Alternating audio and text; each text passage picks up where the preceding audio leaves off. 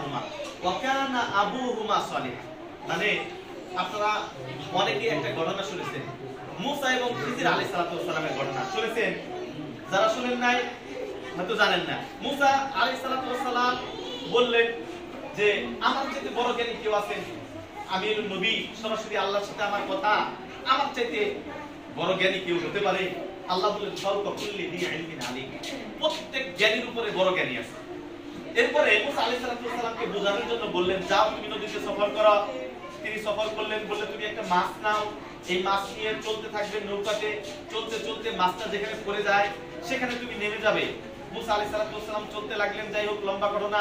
এরপরে নামলেন, ভুলে গেলেন, আবার ওই জায়গায় আসলেন, যে দেখে একটা মানুষ নদীর সাগরের নিচে সেজদারত, সাগরের নিচে সেজদারত অবস্থায়।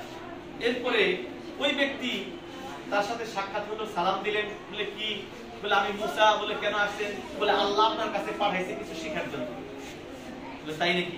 ঠিক আছে, ইন্নাকা লান তাস্তাতিয়া মাইয়া সাবরা, তুমি তো আমার সাথে ধৈর্য ধারণ করতে পারবে না।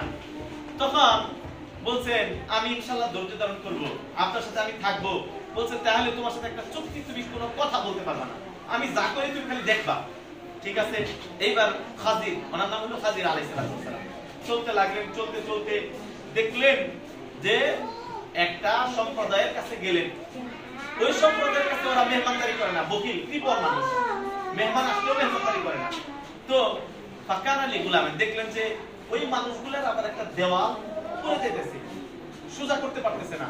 মুসা আলাইহিস সালাতু ওয়াস সালাম ওটা সোজা করে দিলেন।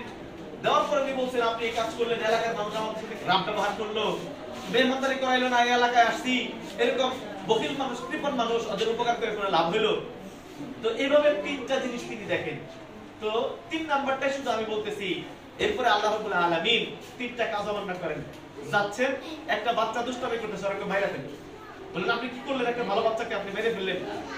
বলছে তোমাকে বলছি কোনো কথা বলা যাবে না, তুমি কথা বললা ওয়াদা ভঙ্গ করলা। বলছে আরেকবার সুযোগ দেন। তিনি আবার কি করলেন? এক নৌকা পার হবেন, নদী পার হওয়ার মতো কিছু নাই, একজন একটা সুন্দর নৌকা আছে। বললেন আপনারা আলেম মানুষ, আপনাদের আসলে একটু পার করে দিই। ওই লোকটা পার করে দিল। পার হয়ে যাওয়ার পর উপকার করলো, পার করে দিল।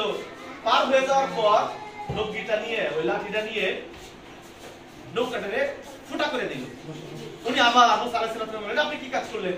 একটা মানুষ আপনার উপকার করলো, আপনি তার ক্ষতি করলেন। মুসা আলাইহিস সালাম বললেন বলছিলাম তুমি ধৈর্য ধারণ করতে পারবে না, তুমি আর আমার সাথে থাকতে পারবে না। 3টা কাজ, 3টা কাজের 1 নাম্বার, যেটার ব্যাখ্যা দিব আর 2টার ব্যাখ্যা দিব না, বিরক্ত হয়ে যাবেন আপনারা।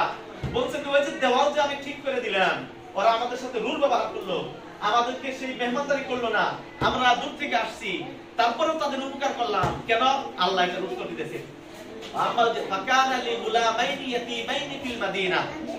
এই দেওয়ালের নিচে কানজুল লাহুমা, মানে দেওয়ালের নিচে কিছু ইতিমের সম্পদ ছিল। ওয়া কানা আবুহুমা সালিহা, এদের বাবা মা ছিল সব। কাদের বাবা মা? ওই যে ইতিমের সম্পদ ওই দেওয়ালের নিচে ছিল, এই সম্পদ আল্লাহ রক্ষা করলেন আমার মাধ্যমে। তুমি তো মনে করলা দেওয়ালটা ঠিক করে দিলাম, এখন যদি দেওয়ালটা পড়ে যায়, ওখান থেকে ওর বাবা মাদের গচ্ছিত সম্পদ রেখে গেছে ধনভাণ্ডার, বের হয়ে যাবে, এলাকাবাসী নিয়ে যাবে, এরা কৃপণ মানুষ, বকিল মানুষ, এতিমের সম্পদ খেয়ে ফেলবে। কিন্তু আল্লাহ এতিমের সম্পদ আমাকে দিয়ে রক্ষা করালেন। আমি দেওয়ালটা সোজা আকামা, আমি সোজা করে দিলাম, ওই সম্পদটা আর কেউ দেখতে পারবে না। আল্লাহ কি করবেন? যখন তারা প্রাপ্তবয়স্ক হবে, যখন তাদের প্রয়োজন হবে, তখন এই সম্পদটা এতিমের জন্য রক্ষা করবেন। এর কারণ কি? আল্লাহ বলেছেন ওয়াকানা আবুহুমা সালিহা। আল্লাহ রাব্বুল আলামিন ওই সন্তানের সম্পদ রক্ষা করলেন, কারণ হলো তাদের বাবা মা ছিল সব। আমি শুধু এই কথাটাই আপনাদেরকে বলতে চাই। এই তোমরা যারা কথা বলতেছ, ওদেরকে একটু বাইরে দিতে